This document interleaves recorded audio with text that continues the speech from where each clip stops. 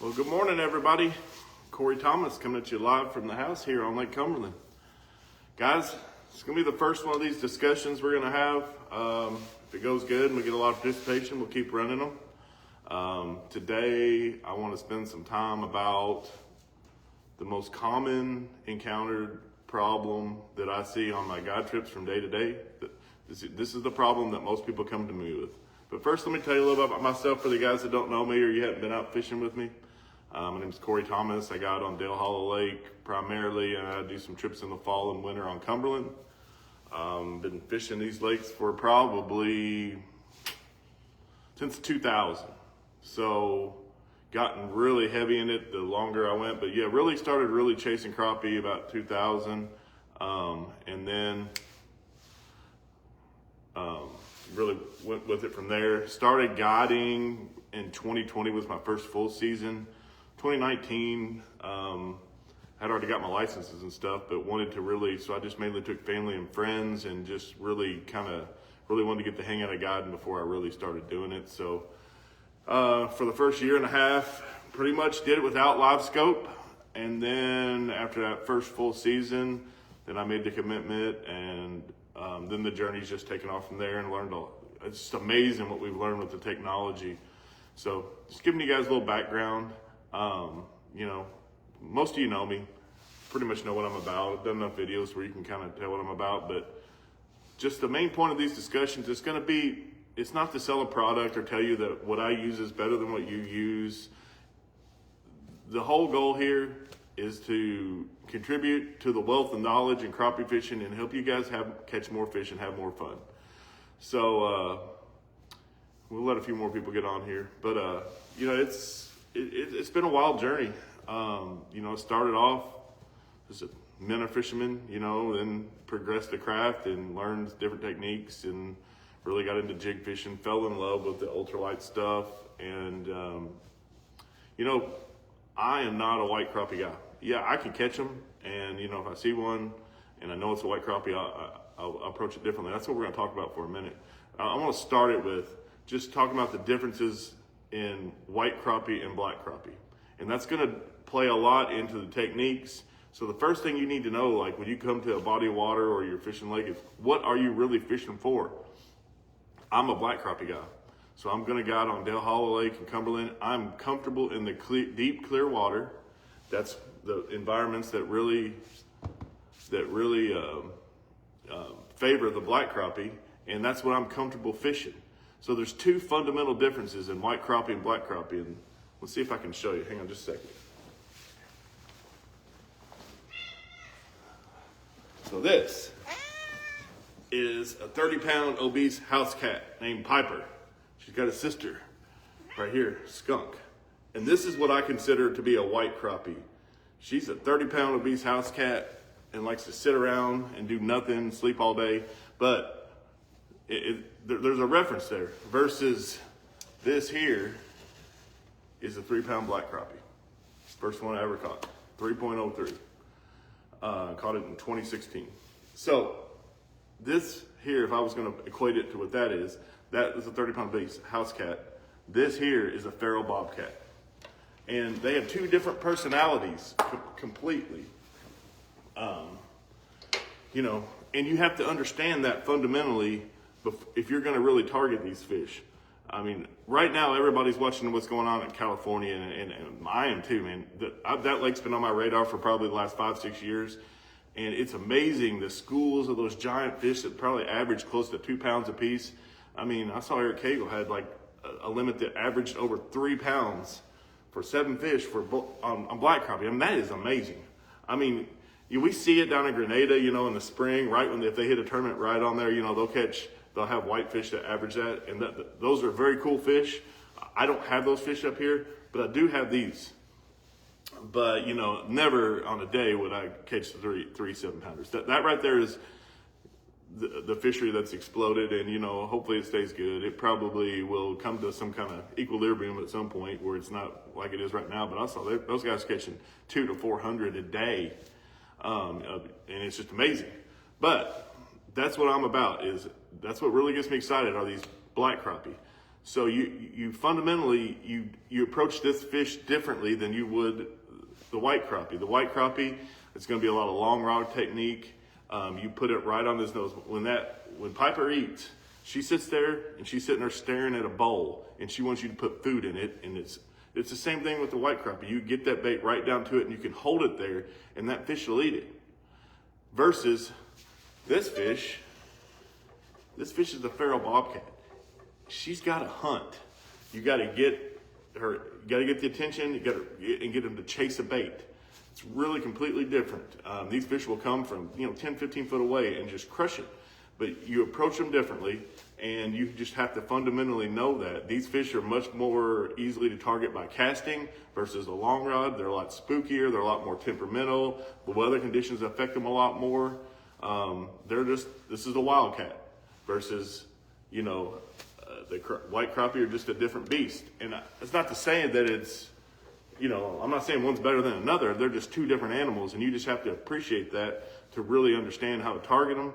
So for the point of our discussion, we're going to pretty much everything I'm going to tell you is my experience, what I've learned. So the problem, we're going to start this off with just what is the problem? And the problem people come to me with, that's why they book these teaching trips, and those are my favorite trips where I really get to share my knowledge, problem is I can see the fish and I can't get them bite. And then they'll usually follow that up with, well, I can get them to follow, but I just can't get them to bite. Well, all right, so I'm going to give you the solutions that I have found for that problem. And that's what we're going to spend our time on. This is kind of like the seminars I would do at the academy or anywhere I do a seminar. I'm kind of long-winded, so this is probably going to be a long video. It'll probably go longer than an hour. But there's going to be a lot of knowledge there. So just bear with me, and we'll get into it. So let's just keep on the roll about what we're talking about on black crappie. If you'll look at the anatomy of this fish, the eyes are right up here. And that's pretty true right there. This is kind of the field of vision that you want to be targeting. So if this was a white crappie, I would say you would get it right down here and put it right in front of them. And they'll usually eat that if you could hold it there long enough and get them to see it. And then you would get them interested in you. They might wag their tail or turn on it. And then you just slowly lift it up and they would come up and get it. Now, this fish here, if you get it right here, she's going to look at it all daggone day and not do nothing with it. If you get it down here on this line, this is the dead zone. I don't even think they could see that. But she's looking up here. And you got to realize that the plane that you want your bait on is up here. So you don't ever want to get from here down. You never want your bait getting down there. This here, and if it was a white crappie, this would be the zone you really want to target. Just as a black. We're going to stay up here in this zone, and we're never going to let our bait break that plane. That right there, that's the goal. I mean, that's the goal line. We want to stay above it. And that's what's going to, and basically, eventually, if you can get that bait to fall out here and come in, and you keep it right up here, and then once you kind of get it right where you want it, you kind of want to stall it. And you can just kind of jiggle it. We're going to talk about baits and different techniques later. But then that fish, she'll make a move. She'll go from this angle to this angle. Right then and there, that's your sign. When that fish changes her angle, and then you go. And you got it. That means she's ready to eat it. She sees it. You got to pull it away from her, and you got to get her to chase, and she will get it. So that's kind of the theory on what you need to do to get bit, or to at least how we want to ideally target these fish. There's all kinds of different variables and problems we're going to encounter along the way to get that perfect presentation. So the most common thing people say is, well, I can get them to follow or this, and usually there's several different reasons for that. I'm going to try to give you some solutions. So the first thing is, when somebody comes to me, they're saying, well, they're so focused on seeing their jig the whole time. Guys, nobody, maybe on the very best day of the year, is that boat going to sit there just perfectly at that right angle and not move. The plane is moving, so you're on a moving platform and you got a moving target. So it's very, very hard. So boat control is crucial. But what you really got to do is just understand. So like on my boat, my transducer's on the trolling motor. So I'm always looking, there's the arrow pointing right here. So the biggest problem that I see is when somebody casts and they cast, we see the jig splash, and we'll talk about that later. But to see the jig splash, you want to see that jig as soon as you can get on it. And that's going to be the line. Now, the boat's going to be moving over here, like drifting like this. But they're going to keep the rod angle the same direction. So when you reel now, and the front of the boat's pointing over here, I've angled the trolling motor over here, and your rod's pointing over here. When you reel, you're reeling it out of the cone. So you're going to see it for a second. You're going to start to reel. So I lost my jig. I said, well, your rod's pointed over there, and the trolling motor's pointed over there. So, first tip, wherever you're pointing, and this doesn't matter if you're using a hand pole, if you're using a turret, like a live sweep, or like me, I've got to have it on the trolling motor. Always be cognizant of where your trolling motor's pointing, or your pole is pointing, because the boat will be moving around and you'll be adjusting. Like if you hear in my videos, you hear beep, beep, beep, beep, beep, beep. Every time you hear that beep, that's me hitting that remote and moving it 1 degree at a time. But what I'm doing is I'm keeping it pointed directly on the fish. I'm not trying to follow my jig with the live scope. I'm actually trying to keep it super bright. You know, when you hit that sweet spot on that fish, it's going to glow. And the brighter you is, the more center mass you're hitting that thing. And that is exactly the angle. So when your boat's moving around, you have to adjust the angle of your rod. Let's move this over here. You have to, so when the boat's drifting and you're over here, you're going to be continually adjusting the angle of your rod. And that's going to allow you to stay in the plane, and you're going to stay on your jig longer. That's the number one thing. Well, one of the number one things I see. So always be cognizant to where angle of your rod. So we're getting like super dependent on live scope, and I know I talked about we're going to do a discussion tomorrow on targeting fish without live scope. This one's going to be pretty heavily based on it because most of the people coming to me are wanting to learn how to use the stuff they have. So I picked the first topic from all the responses I've gotten from people. That has been the one most, is they're wanting to really have a discussion on targeting fish without live scope. So that's what we're going to do tomorrow morning. I tell you what, we'll put it to a vote. Whatever a comment that you want to see tomorrow's discussion on, just put it in the comment at some point today, not tonight, whenever you get to watch this. I know a lot of y'all are at work. This is my week off, so normally I would be guiding, but my boat's up there getting worked on. So just put a comment if you want a different topic, just put it on there, and then whatever gets the most votes. But right now, I'm pretty sure tomorrow's going to be about targeting crappie without forward-facing sonar. And then the next one, definitely, we'll look and see what people are interested in, and then we'll do it on that. And we'll just do it based on comments. So we'll probably do one tomorrow and then one again on next Thursday, because at the end of this week, I'm going to be down in Knoxville. By the way, if you want to talk about or really just see all this in action, come down to Knoxville, and I'm going to be down there for 3 days. This is the time of year where I get to kind of give back to the crappie community.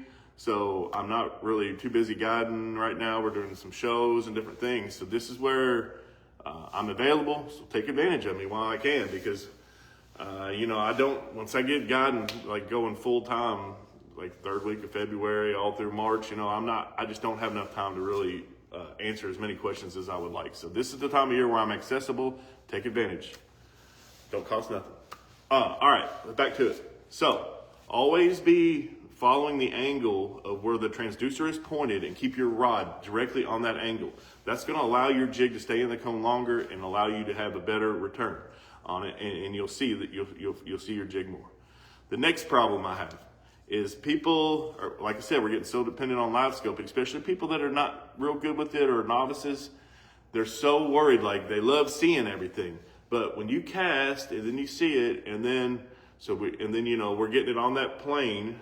We're gonna talk about the presentation next, but move it, and then they say, "Well, I can't find my jig," and they're looking for their jig, and every time what happens is, I see them just stop. Well, you know what happens when you do nothing to a bait, especially like the stuff we're using now, like on 2-pound tests and like this tungsten eye hole. When you stop doing anything, you don't have any pressure on that, it's gonna go poof. I mean, like lightning fast. And you're going to instantaneously, you're going to be below that fish. You've already messed the whole deal up. Might as well reel in and start casting and redo it again.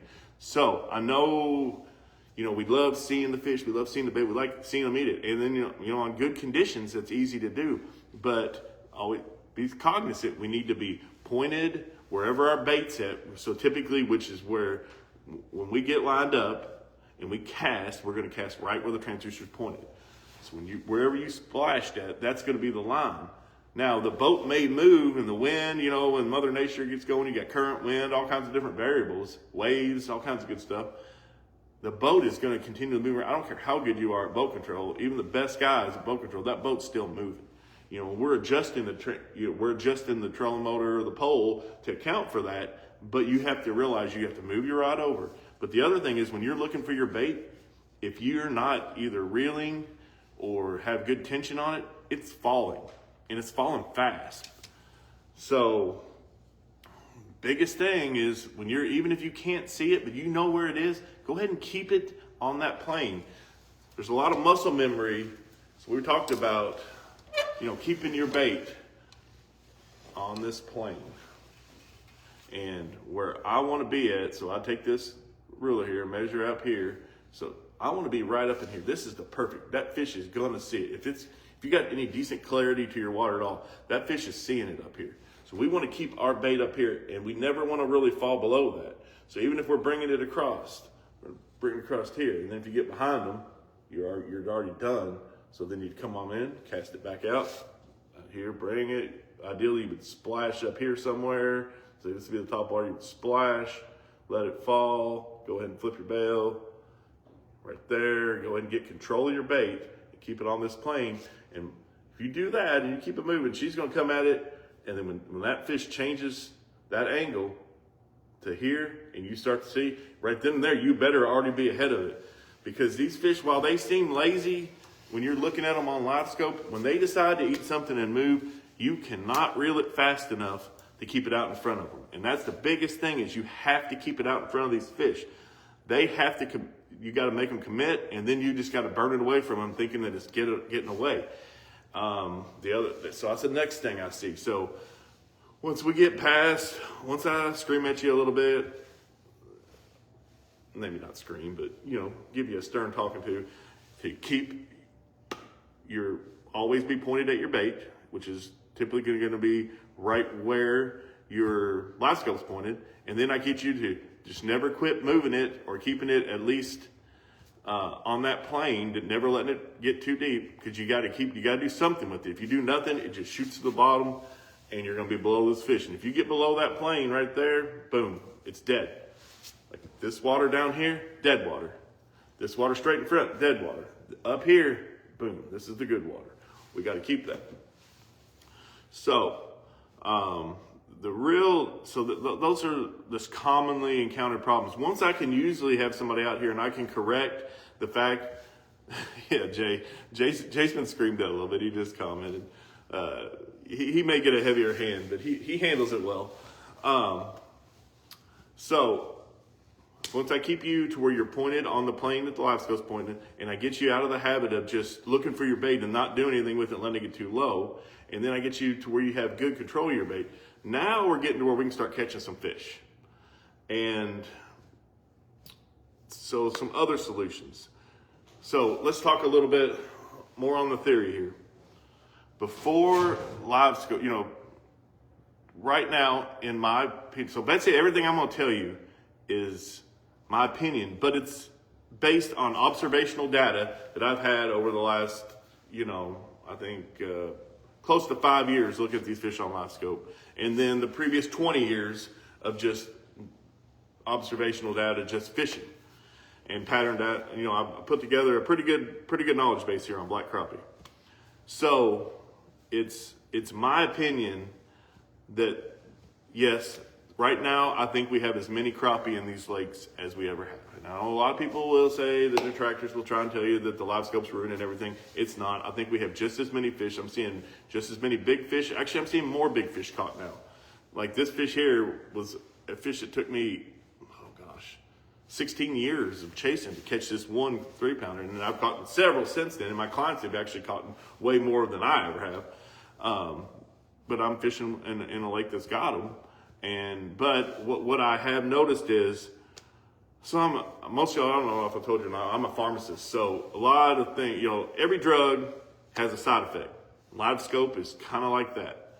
The unfortunate side effect of being able to watch these fish and learn, and these fish are becoming way more accessible to everyone. So the guy where it's really, really helped are your guys that, your guy that gets to fish once a week or twice a week or once a month or twice a month. These are the guys that are really benefiting from the technology because it's time. Time's the most precious commodity. It doesn't matter how much money you have, it can't buy you time. So our time is precious, and what LiveScope does is it allows you to maximize it. We're not fishing dead water if you're using it correctly. You're never casting where you don't see a fish if you're actually targeting them with LiveScope. So the side effect of that is this brush pile that I put out, my magic spot, that it's always good for 10 fish. Well, I was only, when I go there and fish it once every 2 weeks, back then, for years, you just had your run. You're kind of like your milk run. Everybody had one. We had a lot of people put their own stuff out. Some people just chase other people around. But you finding your little spots, and you had maybe 10 spots that you were going to fish that day. And for years, you could fish those same 10 spots and get limits. Well, now, post LiveScope, these fish, everybody can see those fish.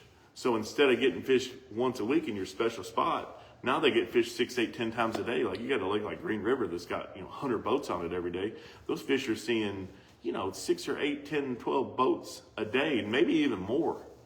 So what happens is they get smarter. And I always say this, we ate the dumb ones 3 years ago. We ate the smart ones a year ago. Now all we got left are the geniuses, the PhD level fish. So the dumb ones get culled out of the herd pretty quick, especially the big dumb ones. They don't get turned loose. So these fish are smarter. I'm a firm believer, especially black crappie. They respond to pressure completely different than what I thought they would. When I first started, it's been pretty wild, but fish, they just kind of moved away. But now what I've noticed is now when these black crappie, if like in open water in the spring, get pressured, they bundle together like in a penguin formation, all pointed in. And they're just like, yeah, you can see us, but you can't catch us. And so the more you pressure them, the more they get, and then they become extremely hard to catch. Versus unpressured fish, you get that bait anywhere around them, they're going to chase and catch it. So with that being said, as an angler, you're going to have to continually adapt. So what you did for those 10 years and fish those same 10 spots, that's not going to work. Either those fish have been caught out, the dumb ones, and now what's left are the smart ones, and they'll say, we're not falling for that trick. My dad fell for that, and you ate him 5 years ago. So we got to continually adjust. So it's what's funny is I see this every year in guiding. I'm having to put a new little twist on everything to be really successful, and it's the sooner I can tweak something a little. It's amazing with these minute adjustments. So I posted an article on my page for you guys. If you haven't read that, you need to read it. It's based on an article that David Taylor and Jason Seelock wrote. It was based on a discussion that me, Chris, and David had at Dale Hollow at the last Academy. And what that is we talked about just the different, what we rate as the important things as far as, with regard to presentation. Basically what me and Chris both we both believe in the same thing is that profile, we will prioritize profile over everything else, over the other 4 variables, and as the most thing. So if you'll look at this fish here, for the size of this fish, the mouth is pretty small.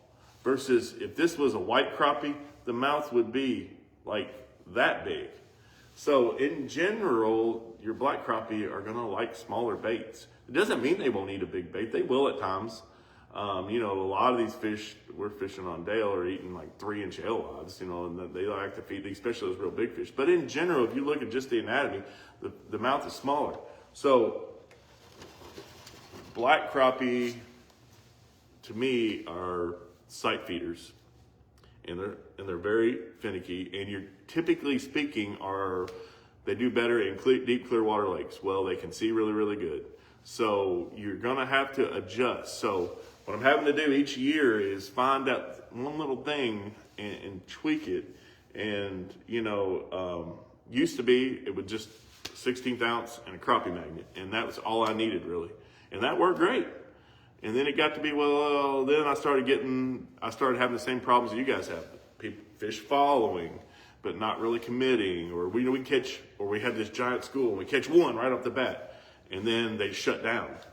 Well, there's probably an adjustment to be made here. So first part of the solutions I was giving you was basically just what I'm seeing is what you need to do to really be effective using the live scope. This part here is going to be more technique specific and how I approach these fish, and then the different solutions that I have found that work. Sometimes you need to use them, sometimes you don't. But you need to have all these tools in your bag if you're going to be a really versatile angler. So we talked about biggest thing to me, and I'll take our article one step further, more so than even profile. I'm going to put profile at number one, and then, color and scent and things like that are going to be further down the line. I think they all matter, but above even the profile is technique and presentation. If you have the proper technique and presentation, you can catch them on the wrong bait. You can catch them on a bait that's not really the perfect bait or the perfect color. But if your technique is superior, you're going to catch fish just because you're doing the right thing. So we've spent a good bit of time focusing on technique, but I'll basically break it down. So we're moving into the pre-spawn pattern. These fish are going to, in the next 4 to 6 weeks, depending on the weather conditions, something's going to happen, and we're going to get a big rain, let's say, and it's going to muddy the lake up.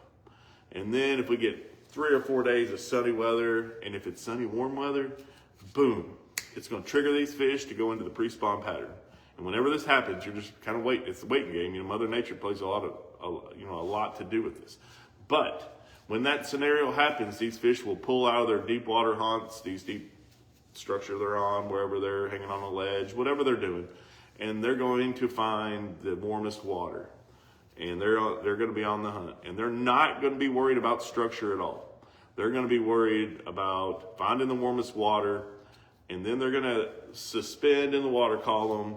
And on the sunny days in particular, they're going to be sucking up towards the surface. They may be in 30, 40 foot of water, but they're basically trying to soak in that radiation, get their body temperature up. So the whole goal of these big females in the spring, she's 9 months pregnant. She wants to get rid of those eggs. So they're really starting to egg up now, and they're tired of this. So they're going to come up in the water column. She's going to, like this fish here down on the bottom right now.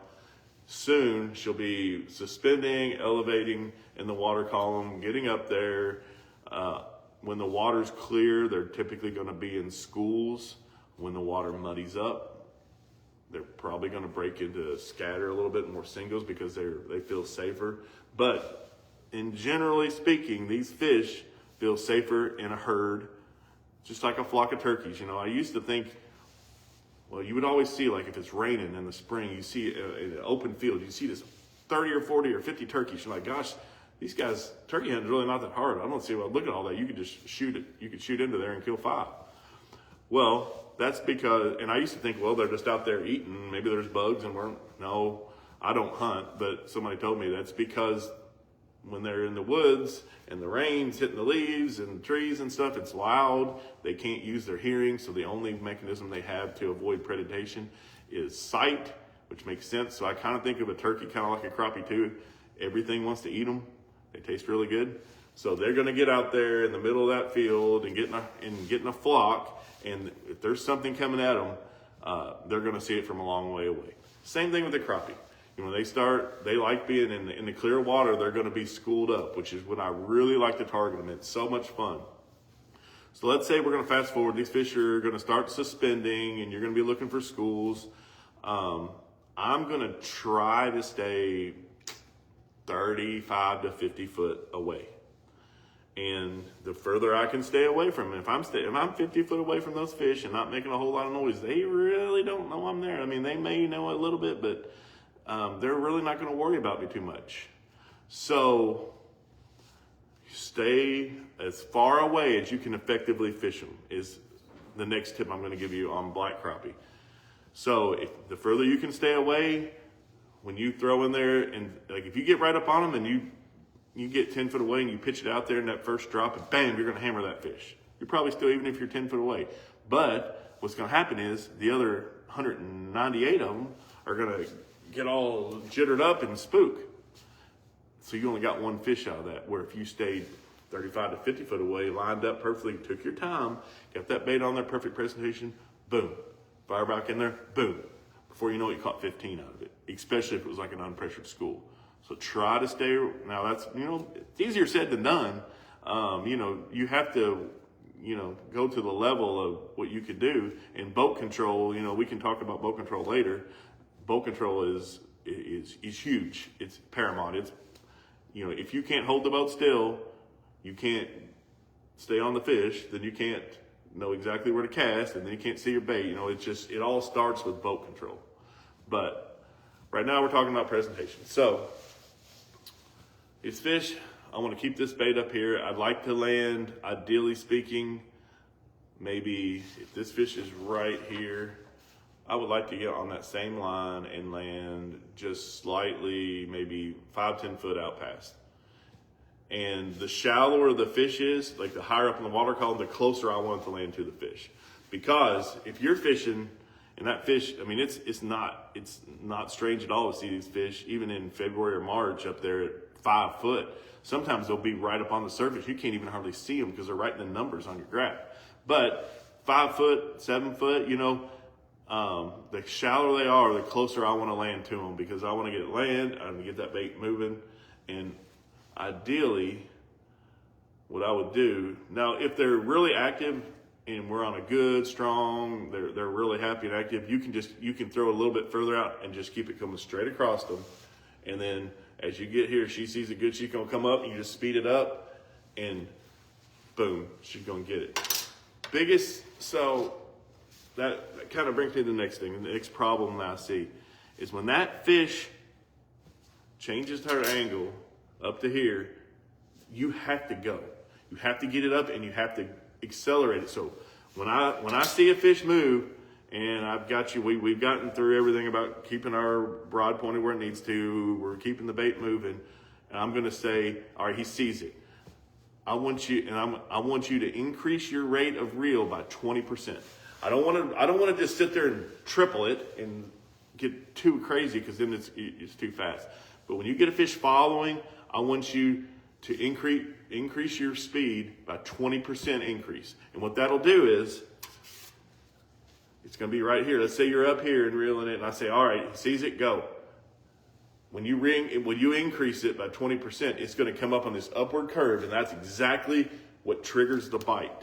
And the problem, this is back to our original problem. I can get a fish to see it. Now this is the guy that I can get a fish to follow, but I still can't get the bite. Well, when they get a fish following it, they're either going to stop. Number one, everybody starts stopping, thinking that he's going to get it.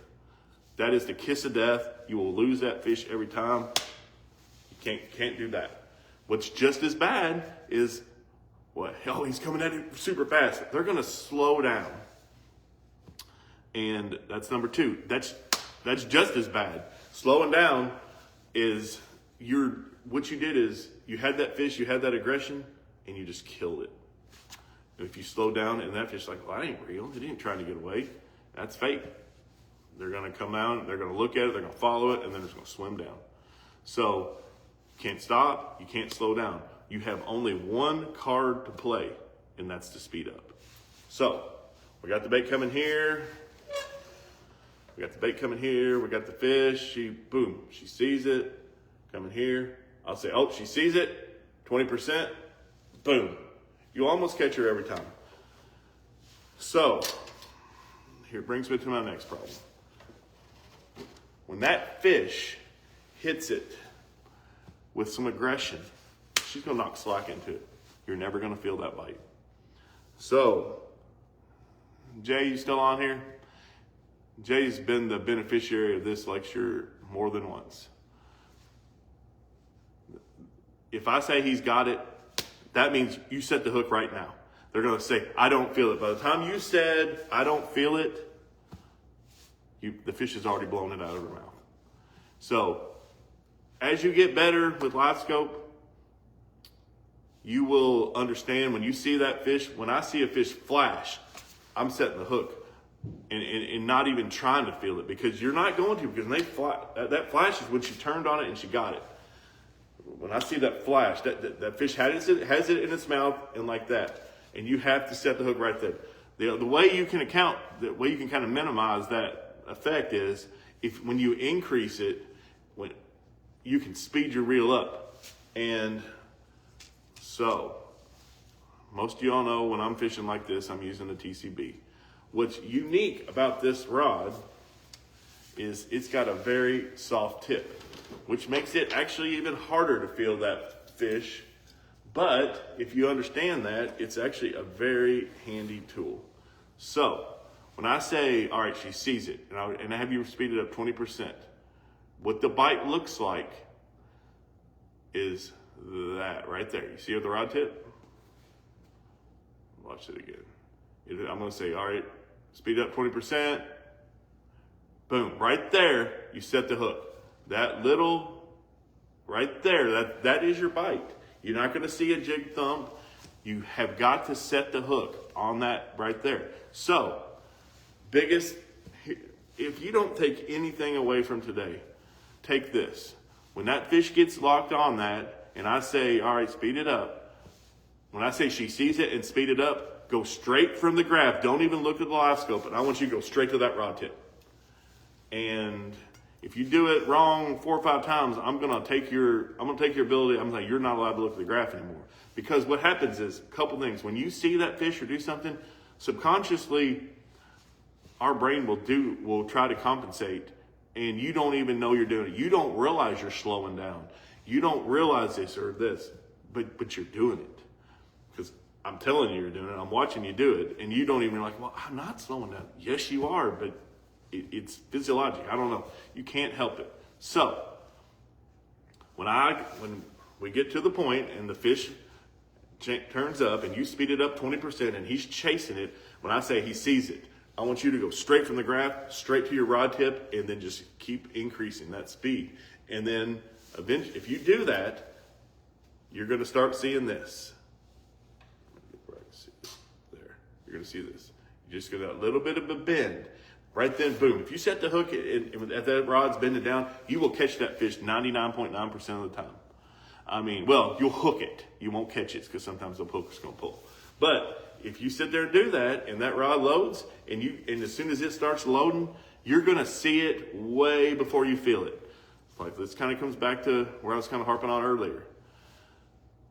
It's very important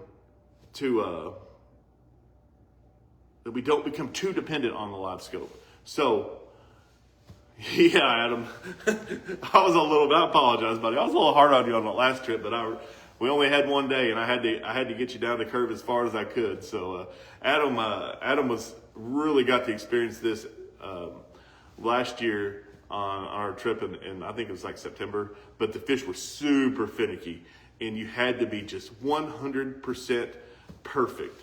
And by the end of the day, he was there, but it took us a little bit to get there. But it was such a tough bite. We're coming into the spring pre-spawn fishing where you don't have to be as perfect. But the biggest thing is that I can help you with, especially as a novice or somebody that's not out there every day. I can stare at the graph and I know exactly, there's certain signatures I see on the graph that I know that means the fish has it in his mouth. But when you see that fish break on it and you do it, you've got everything going good for you, and you see it break, the best advice I can give is go straight from the graph and watch your rod tip and quit looking at that. And that's going to take away that bias of you not knowing. You're going to be so focused on that, and as soon as it happens, boom, you're going to see that bite happen way before you feel it. That right then alone, if that's probably one of the best tips I can give you is when you see that fish break, you go straight to you don't even worry about finding your bait anymore because he's on it. So as long as you don't do something wrong, he's probably going to eat it. If you got the right deal, if you got the right profile, especially if you got the right color, if you're doing everything right, you're going to catch that fish. But if you sit there, you got to be really good to sit there and catch them and set the hook on a live scope. Sometimes we have to do that. I would much rather not have to do that. But like that trip I was mentioning back with Adam, we were having have to set a lot of those fish on a live scope. I would much rather do it this way. But even if it's on a tough bite like that, whenever you see that fish, commit to it or acknowledge your bait, that is when you got to go straight to the rod tip. And this rod is so sensitive. And like I said, I'm not trying to sell you a rod, but whatever you use, you make sure it can do this, because when you start speeding up and that rod starts to load, that fish doesn't feel it. And right then and there, that's your window, and you just cross his eyes right there, and that is so important in this pre-spawn bite. So that's good. That was good stuff right there. Remember that if you want to write something down, when the fish sees the bait, go take your eyes and quit looking at the graph. Don't even look at it anymore until you reel it all the way in. Then go back out, line it back up, use the live scope to spot them, fire it out there, get it on the right presentation, get it to the fish, and then pull it away from them. But when you see the fish acknowledge your bait, just quit worrying about the live scope and worry about the rod and get back to fishing like the old way. So it's kind of like a combination. You're using your skill set from pre-live scope. You're using your skill set post-live scope to identify them, to spot them, to get your bait where it needs to get it down there, to understand where it's at in the water column. The other thing is, and the more you do it, you have to get to where you understand, even if you can't see it, where your bait's at in the water column. So if I know my bait's right here and I've got my consistent retrieve, I'm going across here, I'm at 7 foot and this fish is at 8 or 9, whatever, but I'm getting it on this line, you don't have to see that fish. If you bring it over just right, even in right, and get it there and stall and get it after it, you're going to catch a lot of those fish you're not even seeing. And in fact, when the wind's blowing, I'm not even seeing my jig all the time. The most important part is I'm using the live scope to spot them and get my bait right where it needs to be. Once I get it once I get my bait where it needs to be, I know what to do without even seeing what I'm doing. So that's when the wind's moving me around. And a lot of times I might just even see a fish. A lot of times I'm watching the fish on the live scope more than I'm watching my bait. So when I get my bait and I know where it is and I see that fish and I see a fish dart after, I know I got to burn it and get it away from it. And that fish is after my bait. That's what he's after. So I don't see it, but you got to have like the faith to know that, all right, my bait's where it wanted to be. I was doing the right thing. I saw a fish react. That means he's reacting to my bait. And then I'm going to go through my whole progression, and I'm probably going to catch that fish 50, 60, 70% of the time. If I can identify the fact that he's after it, then I know what to do. Then it's like you can fish blind. But the biggest thing is using the live scope to spot them, get your bait where it needs to get to the right level, and then start working it. And then if you see a fish react, just worry about the fish. And if you see a fish react, then you go straight off the graph, go to your rod. That's what I still do it. I don't even, in the spring, and when they're on a good bite, I don't actually try and set the hook while watching the scope. I'm using the scope to line me up, get me on the fish, to get that fish to react, and then I'm watching the rod tip. And what I'll probably do is later today, I'll go through and probably try to find some examples of like the scenarios I'm talking about on actually live scope footage, and I'll post those to my page, and I'll put like, example 1, example 2, or whatever, and I'll try and do a little description of what each video is doing. I could do that today. I got time. So that'll kind of give you guys a little bit more of a reference, I'm telling you it, but then if you can see it, and that should help. So, all right. So we've kind of covered technique. We've kind of covered, common problems. Common problems we encounter. Rick, I'm going to talk about long lining and boards tomorrow in the non-line scope portion, so I'll circle back around to that tomorrow. But now let's talk about other solutions. So now we've got the technique down.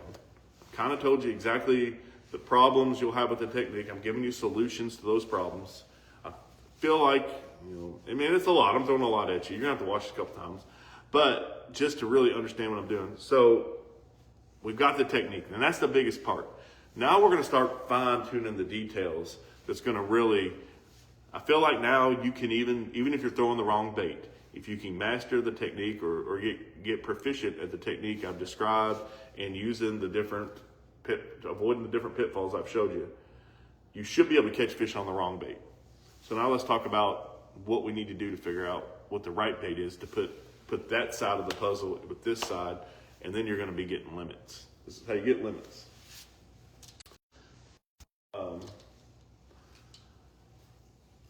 This year we have some really cool new stuff out, and it's changed the game. So it's allowing me, so we talked about these fish getting pressured, and they're getting pressured and they're getting smarter. So we're having to make adjustments. So the adjustment that I had to make this year was, Chris, the adjustment that I had to make this year was, and I never thought I'd have to make it, but this is how far we come. I started off using 4-pound test, maybe 5 years ago. And that worked great. A lot of people were using 6 back then. I kind of had an advantage here. I was using 4 when most people were using 6 or 8. So, and then I got really, then at the second year, I'm like, well, it's not quite working as good. I said, I'm a little worried about this, but I'm going to go to 2. The SOS line is amazing. The 2 breaks closer to like 3.8 pounds or something, or 4.8. I don't know the exact number, but the 2 is far stronger than 2 pound. And the 4 I never use more than 4-pound test. So line size, this is one of the variables we're really going to talk about. Line size. I never go more than 4, even when I'm fishing a slip bobber. If I'm pulling planter boards, 4 pounds max I go. If I'm casting jigs and I'm usually using a TCB, the rod's going to determine I'm casting with. It's going to determine how small I can go. The TCB allows me to go as small as you can go. So I'm using 2-pound mainline this year. Fast forward, I had to finally go to fluorocarbon. And Jeff Smith is a man far smarter than I am and has spent the bulk of his life chasing trout. It kind of feels like these crappie have a bit of an identity crisis now, and they might think they're trout, because now it's like and I never thought it would happen, but this summer it happened.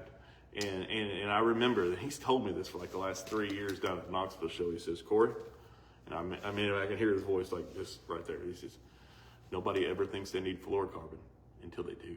And he's been trying to give me I'm like, well, I haven't had to. I said, well, I don't want to start messing with tying a connection and all this other stuff. And I'm like, finally, I quit being hard-headed. And the first day that I swapped to it. So fluorocarbon matters. It has a place. My fish are pretty highly pressured now versus they weren't pressured at all. I was the first guy out there messing with them. So this is where we've come full circle. I've had to adapt, and seems like the trend is smaller. So we're having to go smaller to get these bites. Having to, it's just the natural progression. The fish are getting more pressured. They're getting more educated. They're seeing more baits. They're seeing 6, 8, 10 times a day versus once a week.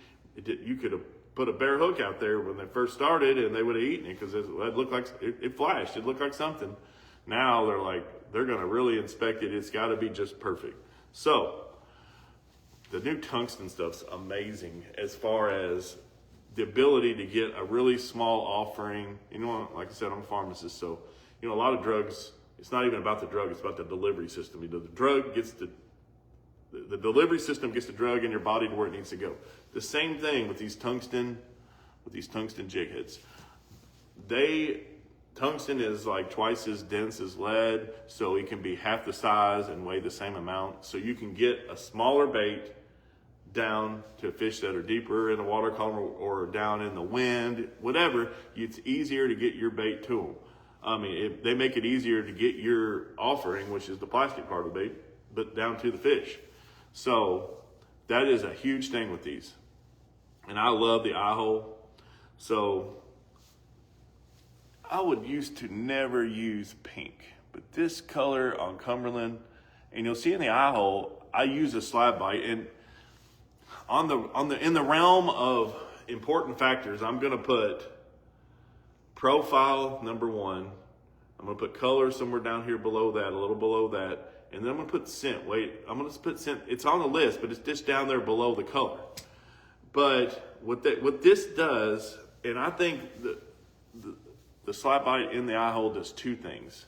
It does add scent, so it's definitely not gonna hurt anything, but it also gives it a slight contrast. And in the winter, and these fish, just like when I usually try to always pick, that's a black slide bite in the pink eye hole. So on these white tungsten, like this is the white Popeye, I'm putting a chartreuse slide bite in that one. And then when I use the other combination, and this is one that really worked well on Cumberland, and I've never used it till this year, but this is gunmetal. This is gunmetal, and then I'm using a pink slide bite in that. And before this year, I would have my most confident color would have been Show Enough, whatever bait profile I'm using, and Show Enough, and I would have used a lead color, or in the eye hole, it's called a gray. It's very cool. I love it. That was my go-to. But so this year we've got the tungsten eye hole stuff. Everybody can get it. They've got plenty of stock. Great stuff. Allows us to get smaller baits. I really have done well with this combination. What I love about the crappie magnet baits is most of them are segmented. So I can actually tailor this bait. So if you'll look what I've got right here, I've cut 3 ribs off this. This is the cross. And what I've done is I've shortened it. This hook is kind of a smaller hook, which is what I like on this jig head. So this hook is kind of a little bit small for this length profile. So what I've done is I've cut, and they're not in segmented, so I can just take a knife and just cut off however many ribs and shorten that. So what I was really successful with on Cumberland is, so I've adjusted the profile. So profile, and if I was just using just like a regular double cross jig, and that, I would catch like that first fish, but then I would notice, even though got the presentation dialed into what I wanted, I was noticing I was only like catching 1 fish.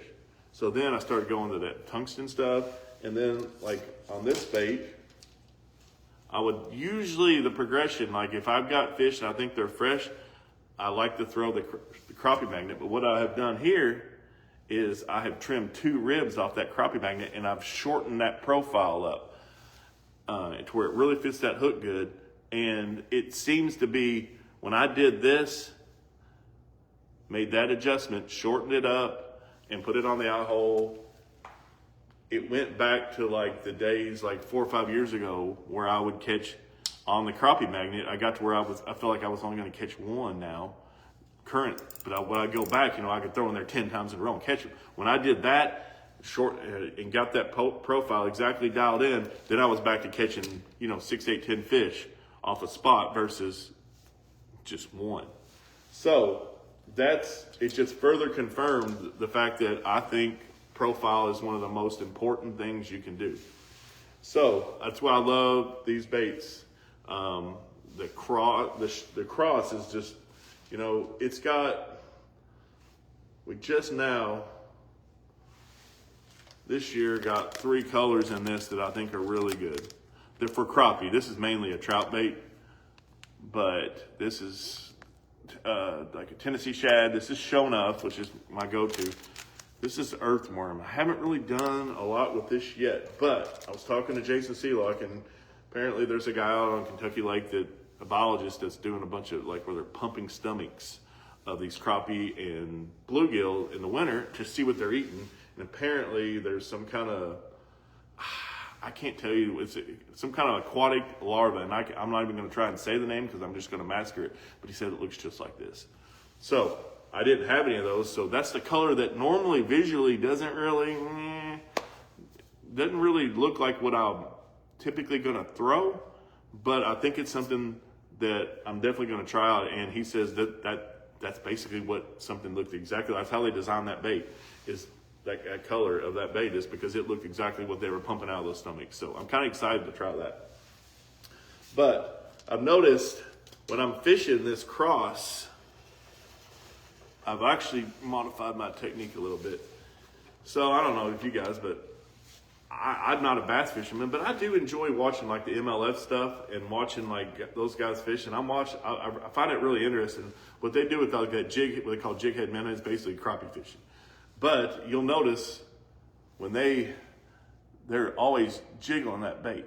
And I have found that this bait, if I get it right up here where it needs to be, and I can get that bait to stall, and even on really, really highly pressured fish, that there's a few schools on Cumberland that had just 1,000 fish in there, but everybody knew where they were at, and they were almost impossible. But I would get that bait right up there in that sweet spot, and I would just try and get it to stall, and I would just do this and just jiggle that rod. That would trigger that fish to be from stoic, and she would change her elevation. And then once I saw that, then I would just burn it away. But I had to get it to stall on top of that fish. I had to get it and shake it, and that's what you'll watch them doing that when they're watch the next MLF tournament. You watch it, they're just gonna be like this, shaking that rod tip. And I haven't really done that. I've been more of a get it out there, let it get down to them, and then just kind of slower, and then get them to go. And then, you know, that works most of the time. But I have found on those extremely pressured fish that you can sit there. It's almost like you're ice fishing. You're just getting there. You got to keep it above them and just giving it that. And it's just like it irritates them. And then when they move, then it's just like, even then, you know, I'm really focused on the live scope and I'm watching. I'm working that. And then when I see that fish move, I go straight to the rod tip, and then I just bring it away. And it's once you get the reaction out of the fish, then you go back and it's the same technique. So the hardest thing a lot of times is just getting that fish to react. So if you can do that, get the fish to react, then, that's the hardest part, is getting him to move. Then, as long as you know what to do when he reacts, you'll catch him most of the time. Sometimes, you're gonna, the further you can stay away from them, and then your first 6, 8, 10 casts are gonna be your highest probability. But if you can stay 35 to 50 foot away and get good enough controlling your boat where you understand where your bait's at, keeping it, and you got your technique going, you're going to catch way more fish. At the end of the day, instead of just getting right on top of them, you're going to probably have double your production in the live well.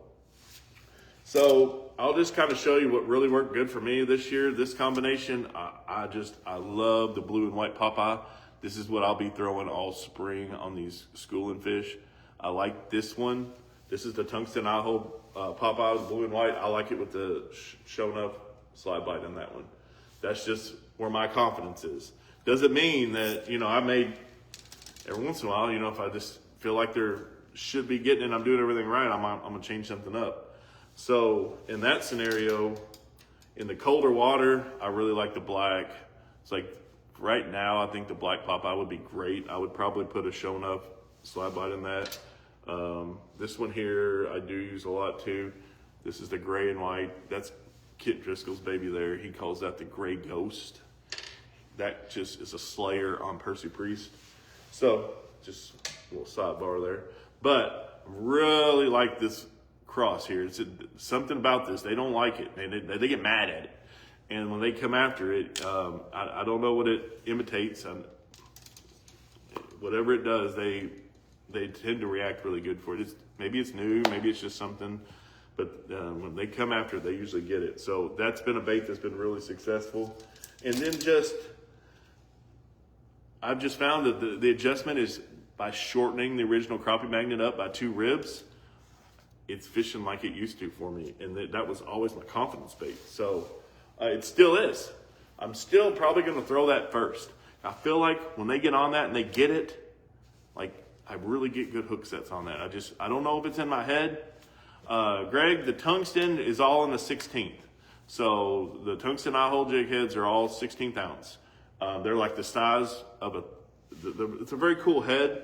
That's a good point. So it's kind of like a minnow kind of shaped head. It's unique. They have a really cool, one of the other functions I like, if you're going to ask me what my favorite color is, this is gray. But if you see, the thing about this one is it's got this really neat kind of keeper, and it doesn't split your bait. It holds your bait really up there. A lot of times I'll catch 20 or 30 fish and not even have to put another plastic on there. So there's certain keepers that are designed to almost, you set the hook once and they split the bait. So you got to be careful with that, but not on these.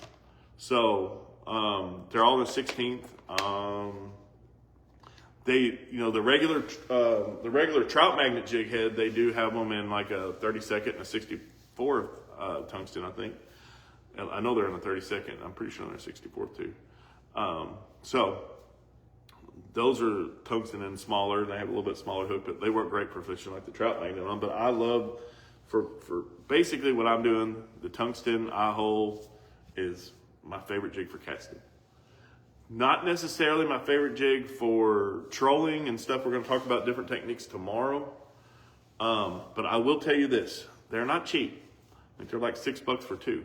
So this little device here, whenever you have a tungsten jig hole tied on, tungsten eye hole jig, you need to have one of these in your pocket, exactly where you know. And if you have too many pockets, you need to have 4 of them, one in each pocket.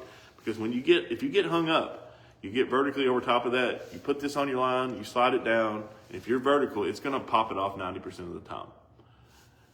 Every time that this thing gets that jig back, it paid for itself almost. It paid for half of it. No, it paid for itself. I think these are like $7 or $8 for 3 of them. So every time this goes down there, it paid for itself. And if you're fishing structure, brush piles, whatever, you're gonna get hung up. Because eventually those fish are going to go down into the pile and you'll have to get closer and closer. When you first start fishing a pile, they're going to be up above it, and that's when you really want to target them. But eventually they're going to wise up and they're going to go down into the stuff, and you're going to have to get a little braver and braver. Each fish you catch, you pull, you're going to get a little braver and braver, and eventually you're going to get too brave. You're going to get hung, and then you need to have this in your pocket for whenever it happens. You don't want it laying in a tackle box or in a cup holder or something. It needs to be in your pocket to where when you get hung up, boom, you ease up, put it on there, boom, gets it back, and that's going to save you a ton of money. So if you're going to use the tungsten stuff, regardless of the manufacturer, whatever the stuff, it doesn't matter. If it's tungsten, it's expensive. Have a delivery retriever in your pocket. That's going to save you tons. So, but always have it in your pocket where it's readily available. Don't have it just sitting anywhere or sitting there in a designated spot. Have it in where it's readily accessible, where you don't have to bend over or do anything, where you just reach in and grab it. And you're going to use it more. And the more you use it, the more it's going to save you money. All right. So these are, I don't know how long this has been, but it's been a long time, I feel like. Go ahead and give me any comments, any suggestions you can have to make these better, and I will do my best. Get on there and vote what you want, the other topics you want. So tomorrow, if it's good with you guys, we'll do the same time. Let's just shoot for 9 again. And then we will talk about some different solutions to the people who either don't like Last Scope or don't have it or just don't want to use it. So I'm going to give you some solutions to that problem that's going to make you more successful and still catch fish and still have fun doing it. So guys, love talking to you guys. I'd sit here all day, but I got other stuff I got to get done. So until tomorrow, we'll see you again. We'll see you on the water, guys. Sore lip them all.